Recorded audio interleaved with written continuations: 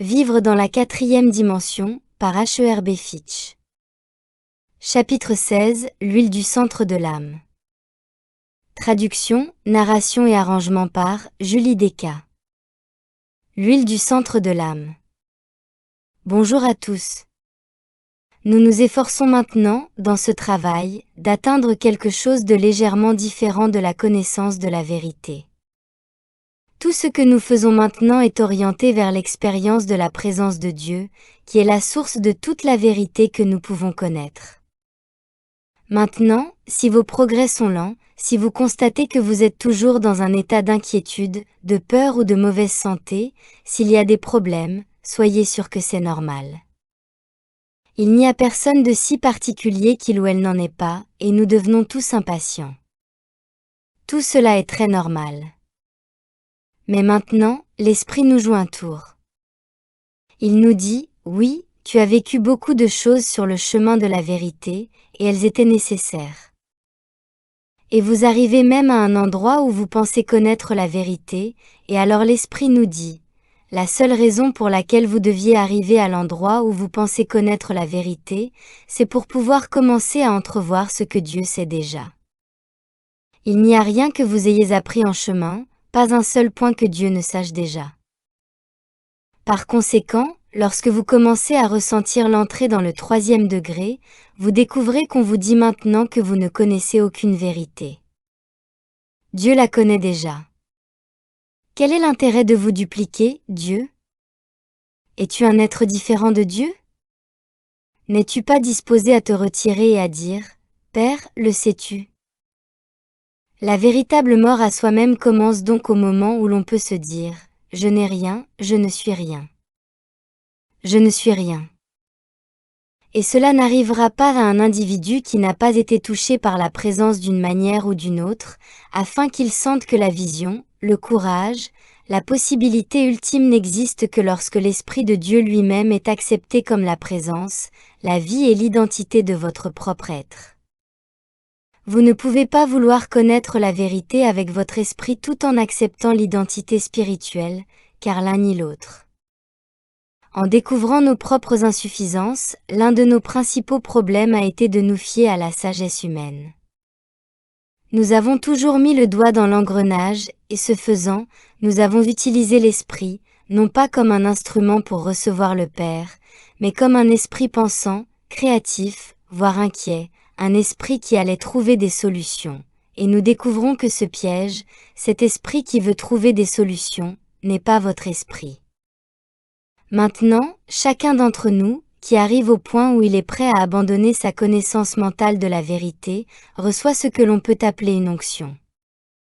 Cette onction nous est montrée dans la Bible de bien des manières inhabituelles, et elle contient, en elle-même, probablement l'un des plus grands secrets de l'illumination. On le voit dans une scène où une femme, non identifiée dans Matthieu, une pécheresse, vient verser de l'huile sur le maître à partir d'un vase d'albâtre, et on le voit à nouveau dans Jean où cette nouvelle onction d'huile à partir d'un vase d'albâtre vient d'une femme différente, peut-être, une femme qui est maintenant identifiée comme Marie. Judas objecte qu'il s'agit d'une huile coûteuse, mais le maître lui répond, « Non, les pauvres, vous les aurez toujours avec vous, mais moi, je ne serai pas toujours avec vous. » Nous trouvons là un enseignement secret, un enseignement qui remonte peut-être à Zacharie dans l'Ancien Testament. En fait, il est imbriqué dans tout l'Ancien Testament, partout où l'on trouve le nom de l'huile mentionné de manière subtile, comme un olivier, l'olivier symbolisant l'huile d'olive, et l'huile symbolisant ce secret. Nous allons nous pencher sur Zacharie.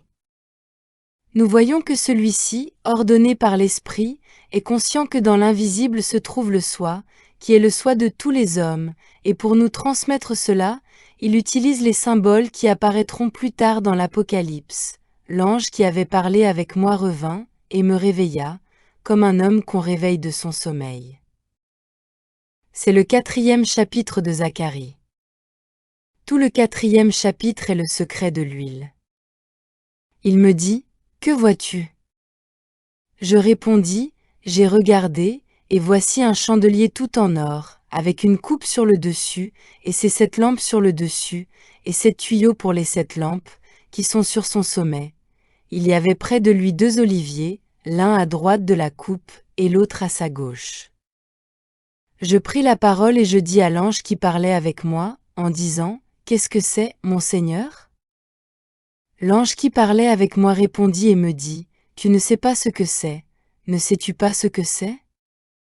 Je répondis, « Non, mon Seigneur. » Alors il prit la parole et me dit, « Voici la parole de l'Éternel à l'Éternel, c'est ici la parole de l'Éternel à Zorobabel, en disant, « Ce n'est ni par la force, ni par la puissance, mais par mon esprit, dit le Seigneur des armées. » Non par la force, non par la puissance, mais par mon esprit. Mais qu'est-ce que c'est? Pas par la force? Quoi? Pas par la puissance. Qu'est-ce qui se fait par mon esprit? Et un autre indice, je repris la parole et lui dis, qu'est-ce que ces 2 rameaux d'olivier? Que sont ces 2 rameaux d'olivier qui, par les 2 tuyaux d'or vident d'elles-mêmes l'huile d'or? Il me répondit, tu ne sais pas ce que c'est, ne sais-tu pas ce que c'est? Je répondis, non, mon Seigneur. Alors il dit, ce sont les 2 oins, qui se tiennent auprès du Seigneur de toute la terre. Les 2 oins qui se tiennent auprès du Seigneur de toute la terre, voilà l'indice de ce que nous cherchons à faire. Notre sujet est l'huile, symbole de quelque chose d'autre. Partout où vous avez trouvé un problème, vous avez manqué d'huile. Chaque fois qu'une substance intérieure est venue dissoudre le problème, c'était cette huile, mais le fait de l'obtenir au hasard, par accident, doit maintenant être remplacé par le fait de savoir où se trouve l'huile, ce qu'elle est, et comment ouvrir le centre de l'âme pour la laisser s'écouler. Nous voyons une fleur. Nous savons que l'huile de la fleur devient notre parfum, et nous savons qu'une petite teinture de cette huile est puissante. Pensez à une teinture d'huile divine et à ce qu'une teinture d'huile divine reçue en conscience fait pour libérer un individu de tout problème pressant. Faites un pas de plus et voyez que l'huile, en tant que substance spirituelle, est présentée ici comme l'un des secrets mystiques les plus profonds. L'huile est la substance spirituelle qui forme le corps de l'âme. Tout progrès sur le chemin de l'illumination absolue a pour but d'atteindre ce corps spirituel, qui est indépendant du monde matériel. Et parce que cette réalisation est le destin de chaque individu, quel que soit son niveau de conscience du moment, seuls les initiés les plus élevés sont conscients que l'huile divine devient leur corps spirituel, leur soi incorporel atteint, réalisé et vécu. Ainsi, dans nos premiers et deuxièmes degrés, nous étions plus préoccupés par d'autres choses.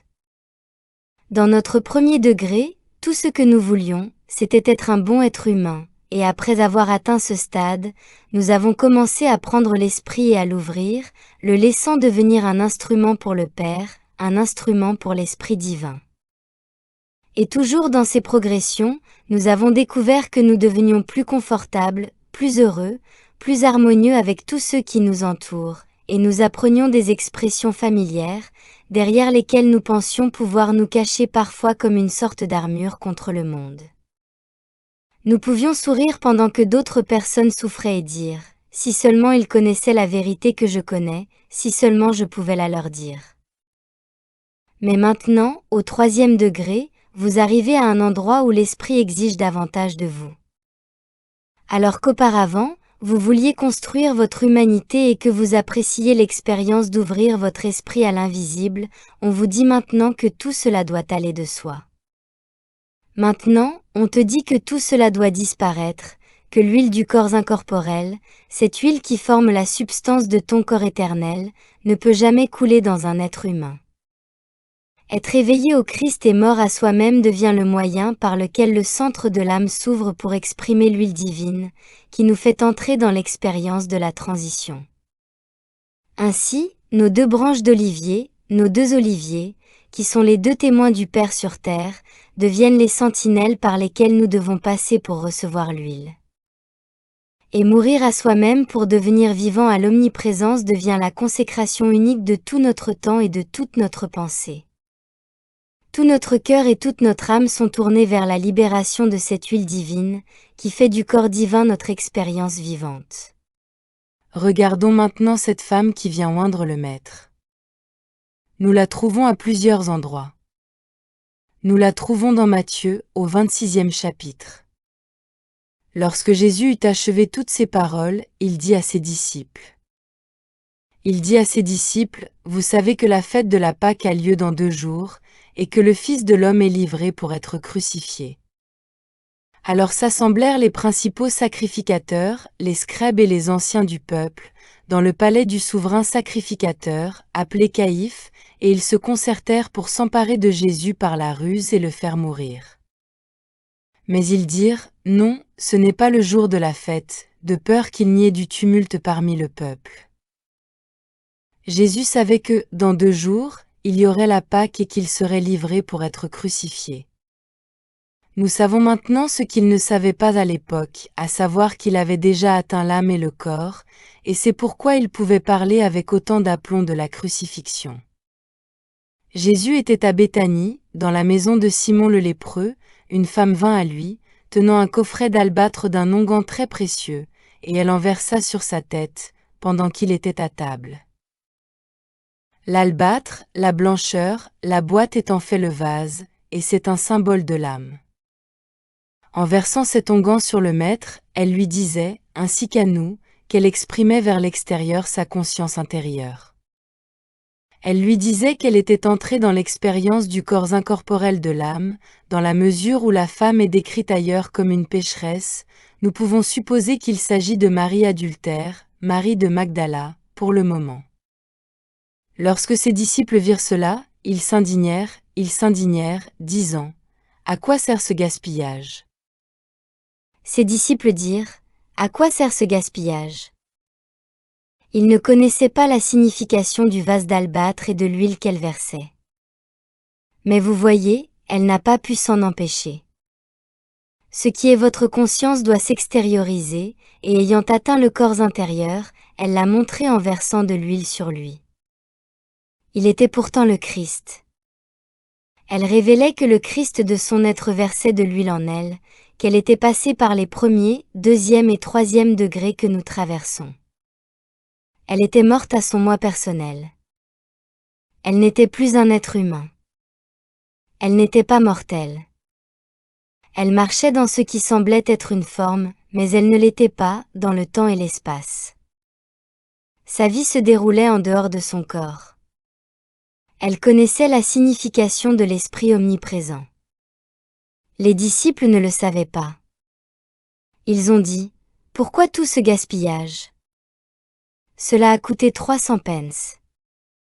Nous pourrions donner cet argent aux pauvres. » Vous voyez, les disciples n'étaient pas les plus haut placés dans l'ordination à cette époque. Lazare l'était. Car cet onguent aurait pu être vendu pour beaucoup et donné aux pauvres. Jésus, l'ayant compris, leur dit, « Pourquoi troublez-vous la femme ? Pourquoi inquiétez-vous la femme ? Car elle a fait en moi une bonne œuvre. Car vous avez toujours des pauvres avec vous, mais moi, vous ne les avez pas toujours. En effet, en versant cet onguent sur mon corps, elle l'a fait pour ma sépulture,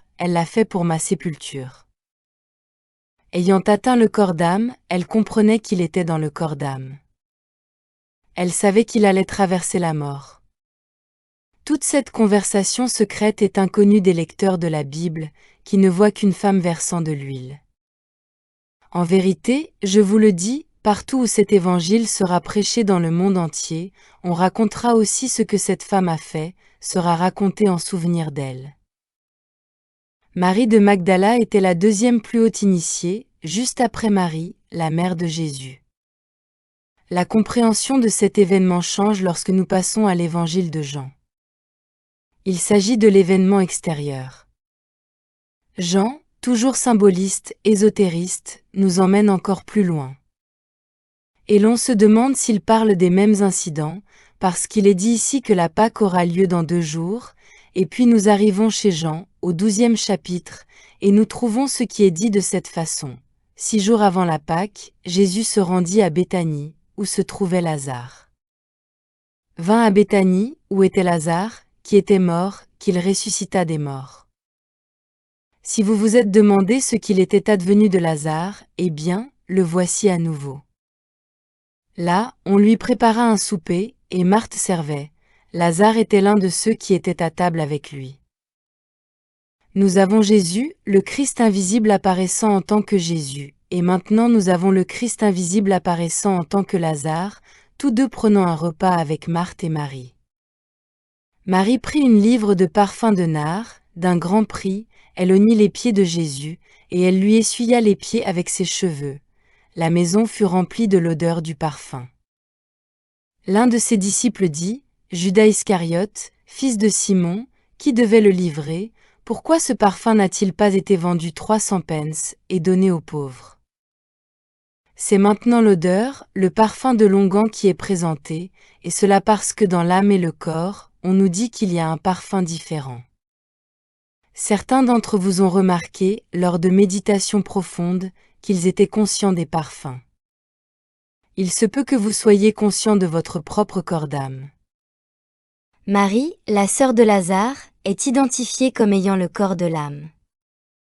Nous trouvons ici, grâce à l'objectif très significatif de Jean, une révélation intéressante, non seulement sur ce corps, mais aussi sur la résurrection de Lazare.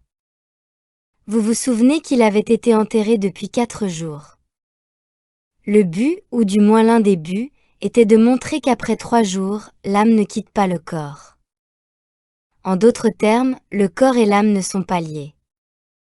L'âme est totalement indépendante du corps à tout moment. Mais nous voyons maintenant que Lazare représente quelque chose. Il ne s'agit pas seulement de la résurrection de l'homme appelé Lazare. Lazare était mort depuis 4 jours, c'est-à-dire qu'il était, DEAD, mort, totalement mort. Ce que Jean veut nous faire comprendre, c'est que l'on ne peut pas s'éveiller à Christ tant que l'on n'est pas totalement mort à soi-même. Les 4 jours représentent la mort humaine totale de Lazare, et à moins que nous ne soyons prêts à ne pas conserver un reste d'humanité, l'âme et le corps qui sortent du tombeau de la mortalité ne sont pas formés. Et curieusement, ce n'est qu'une partie du problème, et c'est la raison pour laquelle Marie a dû verser l'huile. Vous voyez, Marie et Lazare constituent l'intérieur et l'extérieur, le mâle et la femelle, le supérieur et l'inférieur. Et en chacun de nous, Marie et Lazare doivent être rachetés. Le positif et le négatif, le supérieur et l'inférieur, l'intérieur et l'extérieur doivent être rachetés. Lazare représente le fils aîné qui est resté à la maison. Marie représente le fils cadet qui a gaspillé sa substance en allant dans le pays lointain, et ils représentent tous deux le moi intérieur de Jésus, montrant que les éléments mâles et femelles ont été rachetés dans l'unité. Le corps de l'âme était achevé, et c'est à ce moment-là que Marie, la sœur de Lazare, révèle qu'elle aussi a pris conscience de son corps d'âme et qu'elle y vit, comme l'indique le parfum et l'huile qui s'en dégagent. C'est la préparation, bien sûr, de l'entrée triomphale à Jérusalem, car c'est le mariage de ces deux-là, qui est le mariage mystique. Nous sommes maintenant dans un lieu où l'esprit humain n'a aucune valeur. Il ne peut rien faire pour vous. Il doit s'abandonner. Vous atteignez ce lieu où l'esprit humain, qui observerait, qui trierait les faits et les cataloguerait, qui ferait des déductions, n'a pas la capacité d'entrer en contact avec le Christ vivant. C'est comme si dans votre esprit, en ce moment, vous aviez une certaine connaissance. Maintenant, si votre esprit était également capable d'avoir la connaissance qui se trouve, disons, dans l'esprit d'un scientifique, vous auriez la connaissance de votre esprit et celle de son esprit, et vous auriez la connaissance des deux esprits, mais son esprit ne contient pas toute la connaissance. Si vous prenez l'esprit d'un autre individu et que vous avez les 3 esprits, vous aurez une base de connaissances plus large. On pourrait continuer ainsi, mais on arrive à un point où l'addition de tous les esprits humains ne peut toujours pas donner une conscience spirituelle. Il faut alors arriver à un endroit, au-dessus de l'esprit, où l'esprit regarde l'esprit divin et dit « Je ne peux pas aller plus loin.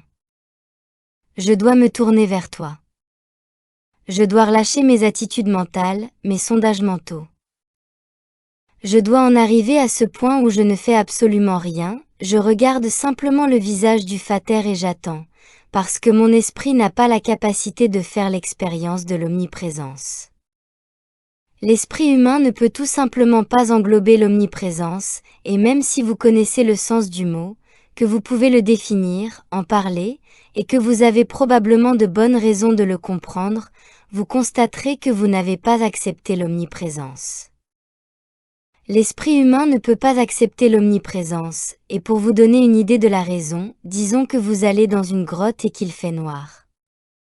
Ce que vous faites dans la grotte constitue la totalité de votre identité humaine. Vous ne vous préoccupez que de ce que vous faites là. Vous ne vous préoccupez de rien d'autre. Lorsque vous entrez dans vos sens physiques, c'est la même chose. Vous ne vous préoccupez que de ce qui se passe à l'intérieur de vos sens physiques. C'est votre caverne. Votre esprit est votre caverne. Vous ne vous préoccupez que de ce qui se passe dans votre esprit. Et lorsque vous essayez, avec cet esprit, d'aller au-delà de votre esprit, il n'y a pas d'endroit où aller, et vous découvrirez que vous vous êtes fié à votre propre sagesse humaine pour découvrir les choses. Par conséquent, pour vous, l'omniprésence signifie une chose, pour l'esprit de quelqu'un d'autre, elle en signifie une autre. Et chaque esprit humain vous dira une signification différente de l'omniprésence, mais aucun esprit humain ne vous dira que vous êtes l'omniprésence, que votre identité est l'omniprésence, et que l'acceptation de l'omniprésence ne peut jamais être faite avec un esprit humain. En fait, l'acceptation ne peut se faire que lorsque l'esprit humain, qui ne connaît pas le sens de l'omniprésence, a été éliminé, car lorsque vous avez accepté l'omniprésence, vous vous trouvez dans un univers très surprenant. Les choses que vous comprenez seraient tout à fait choquantes pour l'individu que vous étiez avant que l'omniprésence ne soit votre compréhension. Vous découvrirez peut-être que l'omniprésence vous conduit directement de cet instant à l'autre, à travers tout votre passé humain, minéral, végétal, animal, à travers chaque passé matériel, à travers chaque incarnation, jusqu'à la porte de Dieu, sans interruption. Depuis Dieu jusqu'à cet instant, c'est l'omniprésence, et c'est vous, la vie unique, continue et ininterrompue de l'esprit. Et si vous regardez en arrière sur cette ligne ininterrompue de vie spirituelle, elle n'a pas de forme dans un monde corporel, et donc l'acceptation de l'omniprésence élimine tout ce que vous avez appelé votre passé humain dans toutes les incarnations. Elle élimine la mère, le père, le frère, la sœur. Elle élimine toutes vos attirances humaines. Elle élimine toutes vos possessions humaines. Elle élimine également toutes vos peurs, vos doutes et vos soucis humains. L'omniprésence dit, l'esprit est l'esprit je suis. Et l'esprit étant tout, il n'y a pas d'autre soi. La mère qui m'a mis au monde était mon soi. Comment pourrait-il y avoir un deuxième soi pour me mettre au monde ? Si je suis esprit et que ma mère était esprit et qu'un soi est esprit, y avait-il une mère ? Y avait-il un fils, ou n'y avait-il pas simplement un soi qui était soi, apparaissant extérieurement comme deux ? Vous arrivez alors à votre 3e degré d'acceptation de l'omniprésence comme votre soi, en réalisant que l'omniprésence ne fera rien d'elle-même à moins d'être reconnue, tout comme si un crayon n'allait pas se lever et écrire, vous devriez le prendre et savoir que c'est un crayon, et qu'il peut écrire. Vous commencez alors à reconnaître l'omniprésence acceptée. Vivez en elle, en rejetant tout ce qui n'est pas l'omniprésence, et vous verrez que l'huile coule. L'huile forme ce corps invisible. La transmutation du sens physique à la conscience spirituelle se manifeste sous la forme d'un nouveau corps, un corps que Marie, ici, montrait au maître qu'elle avait, car vous avez trouvé les 2 oliviers, l'esprit et son compagnon, la vérité. Les 2, la vérité divine et l'esprit divin, qui ne font qu'un en vous, produisent l'huile. L'huile produit le corps de l'âme. Le corps de l'âme est reconnu comme le seul corps infini. Et dans votre 3e degré, vous vous reposez dans la réalisation tranquille et consciente que le corps de l'âme est le seul corps que je sois. Il ne connaît pas la douleur. Il ne connaît pas le manque. Il ne connaît aucune limitation. Il ne connaît pas le besoin. Par conséquent, lorsque j'exprime un manque, un besoin, une limitation, je rejette mon corps. Je rejette l'omniprésence, même si mon esprit a connu le Verbe et a été capable de le prononcer et d'en parler. L'omniprésence élimine tout ce qui n'est pas l'Esprit de Dieu en tant que réalité.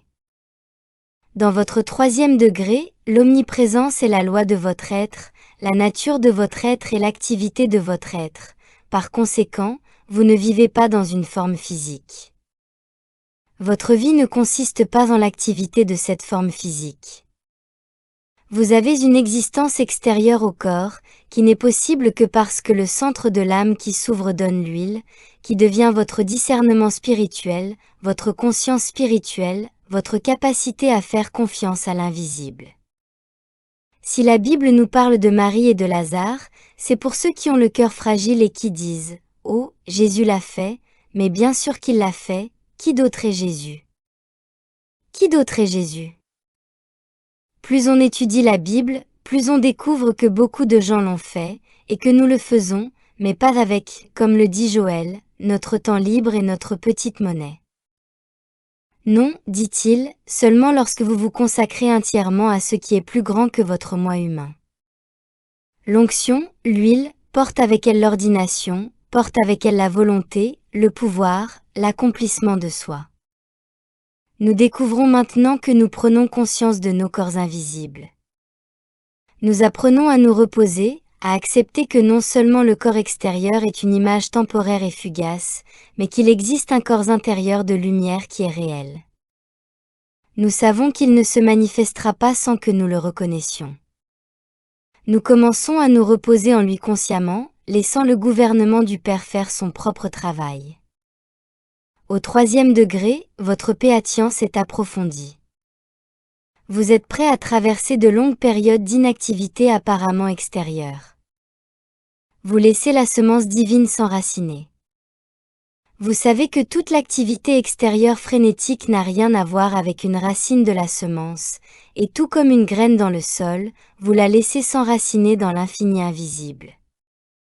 Vous le faites consciemment, tranquillement.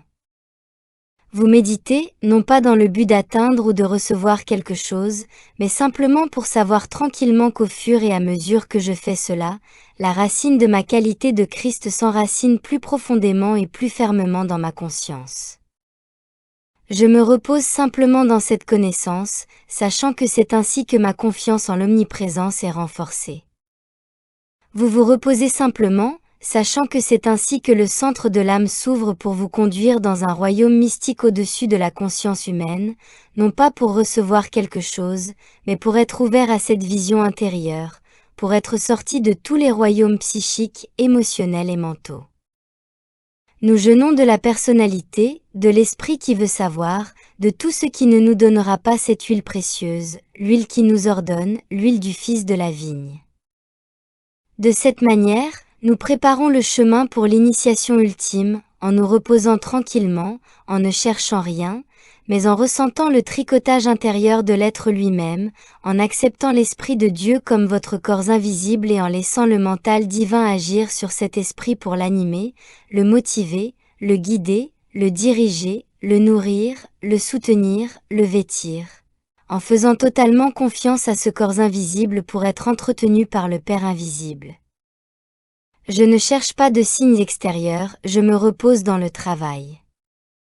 C'est le moi de ton être, et le moi d'ici avec ses soucis, ses problèmes, ses doutes, ses besoins, ses limites, ce moi se révèle à toi comme une fausse facette de ton soi, sans sens, sans existence. Et plus vous êtes conscient de cette âme invisible, plus vous savez que tout attachement à l'homme extérieur est un déni de l'âme intérieure. Une fois que vous rejetez le soi intérieur en vous préoccupant du soi extérieur, vous niez le tout de Dieu. Vous êtes un prodigue de l'omniprésence. Vous êtes en dehors de votre propre identité. Et maintenant, tout ce qui nous préoccupe, c'est d'être fidèle à notre soi. Chaque inquiétude est confrontée à la connaissance que je ne peux que m'inquiéter d'un moi qui n'existe pas parce que mon nom est omniprésence. Mon nom est esprit. Je retourne au Père, tout au long du chemin. Je vais tout droit vers le Père, tout en haut, tout en bas et tout autour du Père. Où que soit le Père, je suis avec lui. Mon nom est esprit. Le seul corps que j'ai est fait de pur esprit. Il n'y a pas d'autre substance, et au fur et à mesure que votre intégrité intérieure s'approfondit, augmente, elle multiplie l'huile. Elle multiplie le moment final où la robe, ce vêtement intérieur de l'âme, vous est conféré, signifiant que votre corps d'âme est maintenant prêt pour que vous puissiez y vivre, indépendamment de toute loi karmique.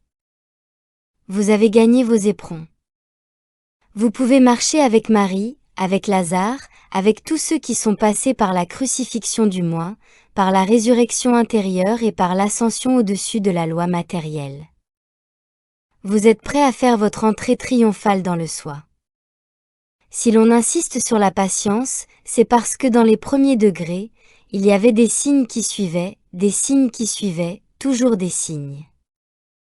Dans le royaume intérieur, il n'y a plus de signes à suivre.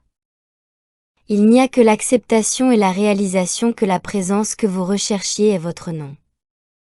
Vous ne recherchez plus la présence de Dieu. Cette présence, vous l'êtes. C'est le fait de votre être, et c'est ce que l'on entend par se déplacer, vivre, avoir son être en Dieu. Vous vous déplacez en tant que présence, vous vivez en tant que présence, vous avez votre être en tant que présence, et vous ne niez pas la présence, parce qu'elle est omniprésente. Ce n'est que dans notre fidélité au soi omniprésent en tant que votre soi, mon soi, son soi, et qu'il n'y a pas d'autre soi, que nous mourrons totalement, comme l'ont démontré la soi-disant mort et la résurrection de Lazare. Il s'agit d'une activité intérieure de votre soi. C'est cette mort et cette renaissance qui ont été achevées avant que Jésus ne commence son ministère. Ce que nous avons vu n'était que la crucifixion physique extérieure, la résurrection physique extérieure. Vous pouvez dire que vous êtes dans ce 3e degré, lorsque vous avez confiance en votre propre être. Vous n'êtes pas trop facilement ébranlé par le monde qui vous entoure, qu'il s'agisse de catastrophes apparentes ou de choses qui menacent de temps à autre. Vous ne vous réveillez pas avec la hantise du jour présent, ni même avec l'anxiété de ce que ce jour apportera. Vous vous réveillez dans l'omniprésence. Vous vous endormez dans l'omniprésence, et c'est le soi omniprésent qui endort et réveille cette forme physique. C'est le soi omniprésent qui maintient sa parfaite intégrité spirituelle 24 heures sur 24 sans aucune aide humaine, et c'est ce soi omniprésent dont vous commencez à savoir qu'il est votre vie éternelle sans commencement ni fin, qui ne naît ni ne meurt jamais. Et maintenant, vous avez quitté votre mère, votre père, votre frère et votre sœur, car ils sont votre soi. S'il y a quelqu'un d'autre sur cette terre qui n'est pas votre moi invisible, vous avez perdu l'omniprésence. Où que vous alliez, votre soi invisible est tout ce qu'il y a. Vous êtes le soi unique d'un univers unique, et il fut un temps sur cette terre où le seul soi réalisé était celui du Christ Jésus. Il n'y avait personne d'autre sur terre que son soi. Et chaque personnage de la Bible représente une autre facette de votre sens humain du soi, des facettes qui doivent être lentement dissoutes, celles d'Hérode et de Caïphe, même celles de Jacques et de Jean. Toutes doivent être lentement dissoutes jusqu'à ce que tout ce qui se trouve dans votre univers soit le Christ, l'expression vivante de Dieu le Père, et la forme que vous voyez n'a pas d'importance. C'est ce que vous acceptez parce que c'est votre soi invisible, un soi spirituel, invisible, indivis, partout. C'est l'omniprésence et en y vivant, vous découvrirez que votre soi, dans n'importe quelle partie de ce que nous appelons ce monde, ne fera jamais de mal à votre soi là où se trouve votre corps. Votre moi, dans n'importe quelle partie de ce monde, sera heureux de donner son dernier dollar ou sa dernière once de souffle à votre moi ici. Partout, votre soi sera en harmonie avec votre soi là où vous vous trouvez. Personne n'est extérieur à votre moi. Lorsque vous avez un soi unique, vous avez éliminé toutes les différences humaines, toutes les divisions humaines et toutes les discordes humaines car, en les acceptant, vous niez le soi unique et invisible que vous êtes, qu'ils sont, créant ainsi une division intérieure qui se traduit par une division ou une discorde extérieure. Omniprésence je suis parce que moi et le Père sommes un. Cela nous est donné par la Bible comme le moyen de libérer l'huile divine, de construire ce corps de transition qui traverse le feu sans être touché, qui sort du tombeau de la mortalité et qui s'élève au-dessus de toute limitation matérielle dans le présent, dans le maintenant, dans l'ici. Toutes les promesses ecclésiastiques concernant un au-delà céleste ne sont plus un piège tendu aux crédules. Nous apprenons que Dieu est actif ici et maintenant, et que cette activité est l'activité de ma vie maintenant. Les derniers voiles de la peur et du doute devraient tomber. Vous devriez pouvoir regarder toutes les activités autour de vous avec détachement. Elles peuvent sembler mettre en danger vos biens, votre personne physique, votre avenir, mais c'est la croyance de quelqu'un qui est séparé du vrai soi de l'être, qui n'a pas encore trouvé le centre de l'âme, mais qui vit en dehors de lui, et qui accepte donc d'autres pouvoirs que la omnipotence de l'esprit. Il y a ici une séquence importante. Nous voyons Jésus sortir du Jourdain, baptisé par un homme, souffrant qu'il en soit ainsi maintenant, puis la colombe, le baptême de l'esprit. Nous savons maintenant que la descente de l'esprit indiquait que le sens du corps humain avait été complètement dépassé. Il y avait maintenant un homme qui n'était plus un homme de la terre. Dans sa conscience, il n'existait que le soi omniprésent, l'unique. Pour les yeux humains, c'était le même corps que celui qu'ils avaient vu, mais ce n'était pas le cas. C'était le corps de l'âme indestructible. Je suis certain qu'il n'avait pas besoin de nourriture. Il vivait de lumière. Il était lumière. Il se déplaçait en tant que lumière, et il avait annoncé « Je suis la lumière ». La mission de Jésus-Christ ne pouvait pas commencer tant que le corps de l'âme n'avait pas été formé, complété, réalisé et vécu, et c'est la naissance du Christ. C'est le moment où il est engendré par le Père, et ce n'est qu'à ce moment-là que le Christ a marché sur la terre sans interférence humaine de la part d'un homme appelé Jésus. Ce n'est qu'à ce moment-là que le Christ a pu se déplacer sur la terre pour donner l'enseignement, car il n'y avait plus qu'un seul être, et non plus deux. Le corps du Christ et l'esprit du Christ vivaient et marchaient, et ils étaient identifiés par le sens humain comme étant Jésus. Il restait encore des vestiges de l'humanité, et c'est pourquoi l'expérience du désert devait suivre. Et après l'expérience du désert, qui était l'ascension, le dépassement complet de la loi matérielle, il devait y avoir les 3 tentations pour montrer ce que l'ascension signifiait. L'ascension signifiait que tout le moi personnel avait été détruit. Il n'y avait aucun désir de porter une auréole, aucun désir d'être identifié comme celui qui venait de Dieu, aucun désir de posséder quoi que ce soit, pas même les royaumes de ce monde dans toute leur puissance et leur gloire, aucun désir de posséder, et aucun manque, aucune limitation, aucun besoin insatisfait. Moi, l'esprit, je suis autosuffisant, complet. Rien d'extérieur au soi n'était nécessaire, le soi étant le soi infini. Cette acceptation est devenue le Christ réalisé, qui s'avance maintenant pour démontrer à l'humanité l'identité qui se tient derrière chaque forme qui marche sur la terre, en disant « Lorsque vous retournez dans votre soi, vous me trouvez, et je suis le chemin. Lorsque vous retournerez dans votre soi, je verserai l'huile, je vous libérerai de toutes les mesures d'iniquité qui apparaissent à votre conscience humaine limitée. Je me tiens là où tu es. Tout ce que j'ai est à toi, et je ne te quitterai jamais. » C'est celui qui marchait maintenant sur la terre sous le nom de Jésus, mais c'est moi, l'invisible infini, parce que l'homme, Jésus, est mort au Lazare en lui, à la Marie en lui, à l'Hérode en lui, au Pilate en lui, et même au Judas en lui.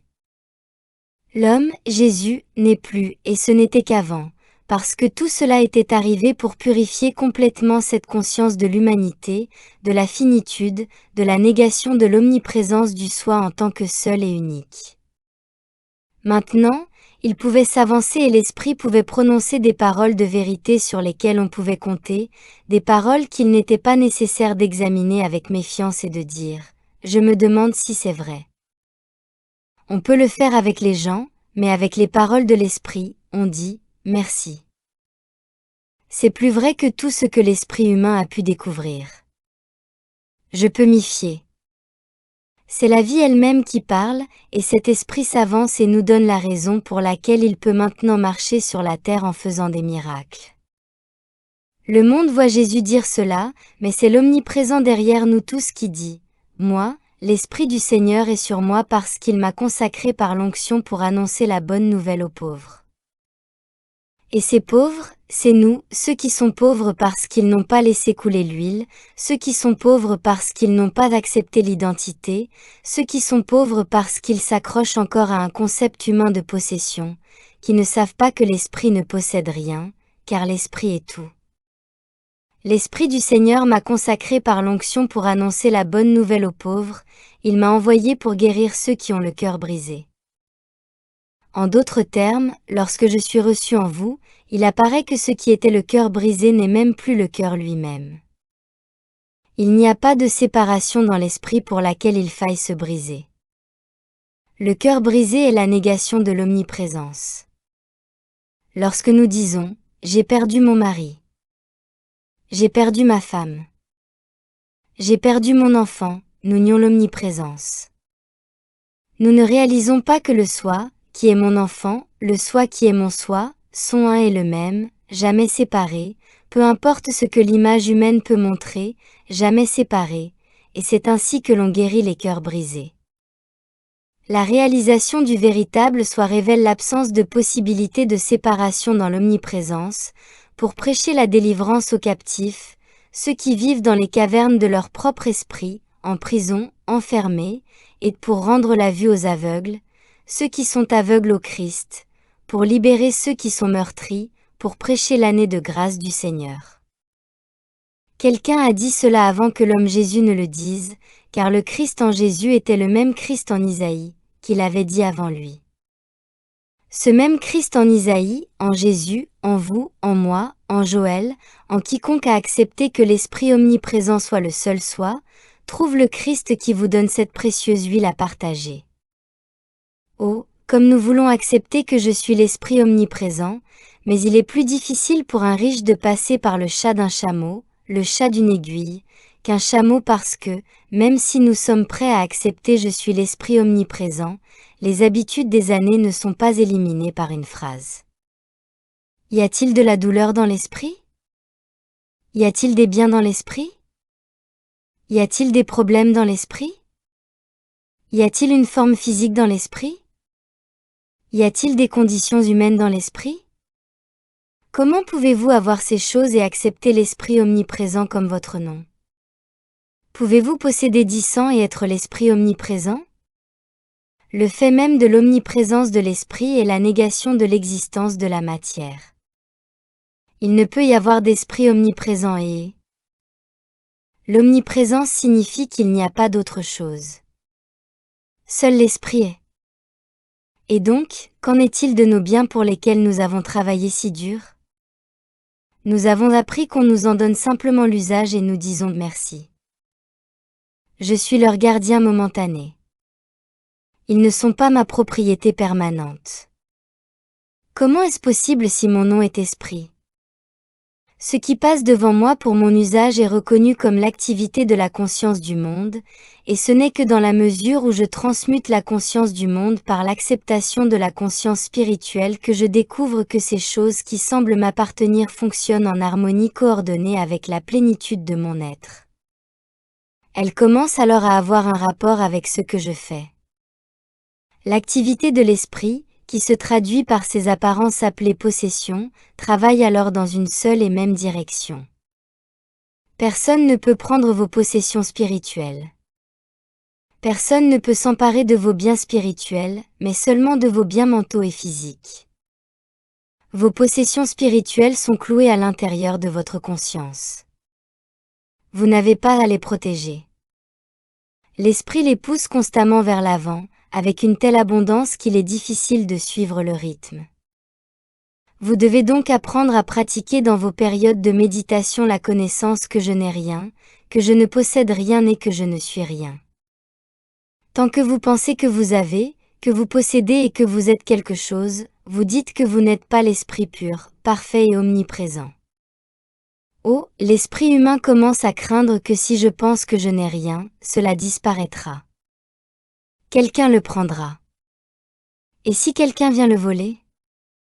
Je n'essaierai pas de le protéger. Toutes ces peurs traversent celui qui n'est pas au 3e degré, qui n'entrevoit même pas le 3e degré.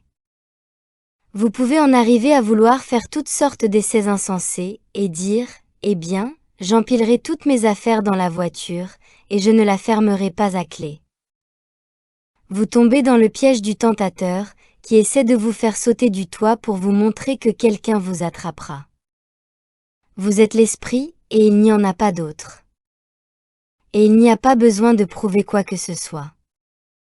Il n'y a personne à qui le prouver, et si vous voulez le prouver à votre identité humaine, vous faites une erreur. Nous ne perdons donc pas notre sens des responsabilités.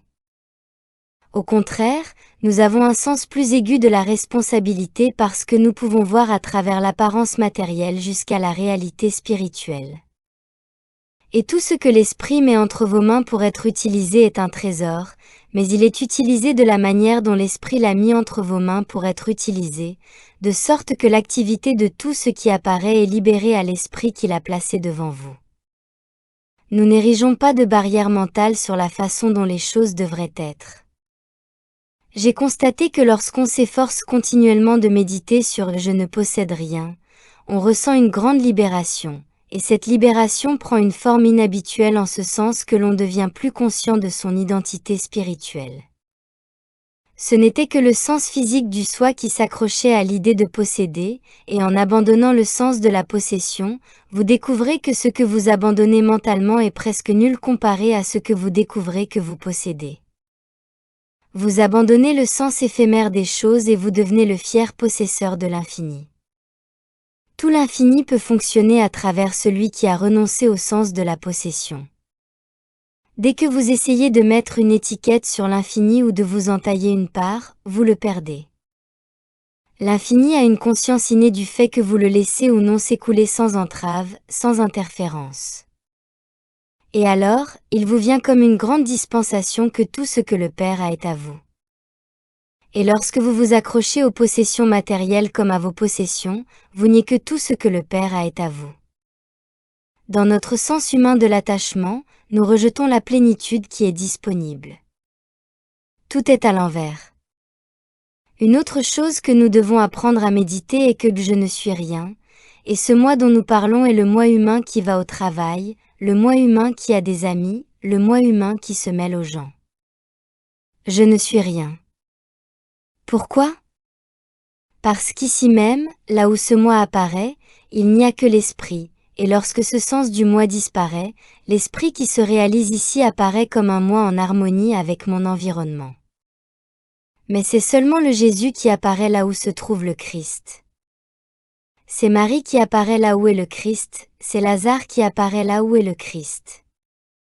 Un jour, le toi et Marie qui regrettent que Jésus n'ait pas été présent quand il le fallait, et le lendemain, le toi et Marie qui se vantent, qui montrent joyeusement l'âme et le corps. Regardez la rapidité avec laquelle cette transition s'est opérée en l'espace de 3 ans. Lorsqu'il a envoyé les disciples 2 par 2, il est dit qu'ils n'ont pas seulement guéri, mais qu'ils ont aussi oint les victimes d'huile. Qu'est-ce que cela signifie? Ils ont ouvert la conscience spirituelle de ces personnes à leur identité. Jacques dit dans une de ses épîtres, « Quelque chose ne va pas. Avez-vous un problème? Eh bien, trouvez l'huile, trouvez l'huile. » En ouvrant votre conscience spirituelle à l'acceptation de l'identité, vous avez trouvé l'huile. Maintenant, Toutes les ruses de l'esprit humain continueront à vous empêcher d'accepter l'omniprésence. Vous aurez un anniversaire dans l'omniprésence de l'esprit, puis vous aurez un jour de décès dans l'omniprésence de l'esprit. Vous aurez des fêtes humaines. Vous aurez toutes sortes d'événements humains tout en parlant de l'omniprésence de l'esprit, et vous aurez toutes sortes de conditions défavorables dans ces événements humains, mais ils ne sont pas là. L'omniprésence de l'esprit est là et a toujours été là. Et cet esprit n'est pas dans votre forme physique, et vous ne pouvez donc pas vivre dans cet esprit et dans votre forme physique. Vous ne possédez même pas de corps physique une fois que vous avez accepté l'omniprésence de l'esprit. Vous avez un corps d'âme, qui apparaît au sens humain comme un corps physique. Et ce corps d'âme est le seul que vous reconnaissez dans toutes vos voies comme étant la perfection elle-même, car c'est votre corps éternel, et il doit être vécu, expérimenté, pour devenir votre corps permanent réalisé. Lorsque vous avez reçu la semaine dernière la mission d'écrire pour vous-même, « Je suis l'esprit », vous avez laissé l'esprit vous dire ce que vous étiez. Puis de laisser l'esprit vous dire ce que vous êtes, je suis sûr que certains d'entre vous ont reçu une connaissance intérieure, et peut-être que certains d'entre vous ont reçu une sorte de demande intérieure, une impulsion spirituelle qui vous a dit quelque chose qui n'appartient qu'à vous et que vous ne devez dire à personne. Il faut bien comprendre que chaque fois que vous recevez cette demande intérieure de l'esprit, chaque révélation intérieure que vous recevez est une demande. Toute véritable vision spirituelle est une demande. Et ces visions spirituelles s'accompagnent toujours d'une compréhension de ce qu'elles sont, même si cette compréhension est simplement que cette vision était pour vous dire que je suis présent, sans aucune autre signification. Mais chaque révélation intérieure est une demande, et cela signifie qu'à moins que vous ne viviez à la hauteur de cette demande, vous dites à l'esprit, « Ne reviens pas ». Parce que votre professeur vous dit, « Voilà où je veux que vous soyez maintenant ». Je t'enseigne, par exemple, que tu es l'esprit omniprésent. Avant qu'Abraham ne soit, tu étais l'esprit omniprésent. Dans 3 milliards d'années, tu seras l'esprit omniprésent, et c'est ce que tu es maintenant, et si cela devient ta révélation intérieure, c'est une demande pour que tu te reposes dans la parole jusqu'à ce que tu puisses dire « Je le sais, je l'ai, je le sens, je l'accepte. Je vais la vivre. » Et jusqu'à ce que vous fassiez cela, vous attendrez longtemps entre les révélations intérieures. Votre enseignant intérieur vous dit, c'est le niveau que j'ai établi pour vous, et vous ne pouvez pas changer la séquence. Vous ne pouvez pas mentalement courir devant et essayer de diriger le trafic. C'est ce que j'ai ordonné pour vous. Et c'est en suivant ces ordonnances intérieures au niveau qu'elles demandent, qu'elles exigent, que vous trouverez un jour la voix qui dira, l'Esprit du Seigneur m'a ordonné, m'a oint, car l'onction est l'ordonnance. Il y a des années, nous avions l'habitude de sortir d'une conférence et de dire « C'était génial », puis de revenir la semaine suivante pour en entendre d'autres. Aujourd'hui, nous ne le faisons plus. Toute discussion est un moyen de partager ensemble l'impulsion spirituelle et de laisser cette impulsion spirituelle établir son activité invisible en tant que notre propre être tout au long de la semaine, en vivant dans l'expérience de Dieu, dans l'expérience spirituelle au-dessus de l'esprit de calcul, au-dessus de l'esprit d'autopréservation, au-dessus de toute considération humaine.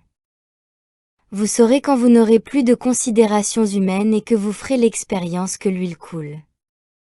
Vous êtes oint, et cette onction est la préparation à l'accomplissement complet du but de cette vie, la réalisation de soi en tant que soi Dieu. Avec nos esprits humains, nous ne sommes pas capables de cette réalisation. Ce n'est qu'à travers le centre de l'âme, et seulement en vivant tout au long de la journée, seul, dans ce centre de l'âme, alors que nous sommes au milieu du monde, que cette précieuse onction s'écoule. La semaine prochaine, notre chapitre sera le 5e de la vie contemplative. Je compte toujours sur vous pour fournir cette vision intérieure, pour voir que derrière les mots se cache toujours l'intention de vous élever dans l'identité spirituelle omniprésente, et d'ici là, vous devriez travailler sur l'acceptation intérieure que l'esprit, que vous êtes, n'a jamais de problème. Et l'acceptation du problème, alors, est la négation de votre soi spirituel.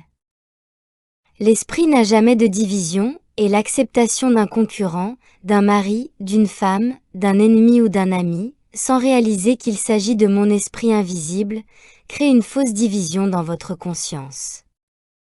Et cet esprit ne s'arrête pas à l'horizon ou à la fin d'une année. Il n'a de fin nulle part, et par conséquent, vous n'avez de fin nulle part. Et peu importe ce qui peut apparaître dans le monde, ce n'est que le vêtement extérieur de l'esprit qui camoufle le fait que là où il semble être, il n'y a que vous, votre esprit. Accepter votre moi spirituel infini est la seule façon de vivre dans votre corps spirituel infini. C'est à cela que nous devons travailler. Cela ne vient pas par la grâce. Cela vient par l'effort, puis par la grâce. Cela vient par l'application. Cela passe par la connaissance consciente et répétée. Cela passe par l'expérience consciente. Et lorsque vous aurez ouvert une voie, lorsque vous serez réceptif grâce à l'application continue de la vérité dans la conscience, alors, par la grâce, vous ressentirez votre corps spirituel infini comme une expérience vivante. Et personne ne pourra vous le refuser par la parole ou par l'action. Il n'y aura pas de guerre dans votre corps spirituel infini. Il n'y aura ni peste, ni pauvreté, ni famine. Votre conscience invisible maintiendra partout un corps incorporel parfait, et vous le saurez. Cela fait partie de notre 3e degré. Faisons tous nos devoirs sans rien dire à personne. Mais maintenant, les choses que nous dirions à n'importe quel homme seraient vraiment de la folie. Chapitre 5, la vie contemplative, et tout ce que l'esprit a en tête. Merci beaucoup.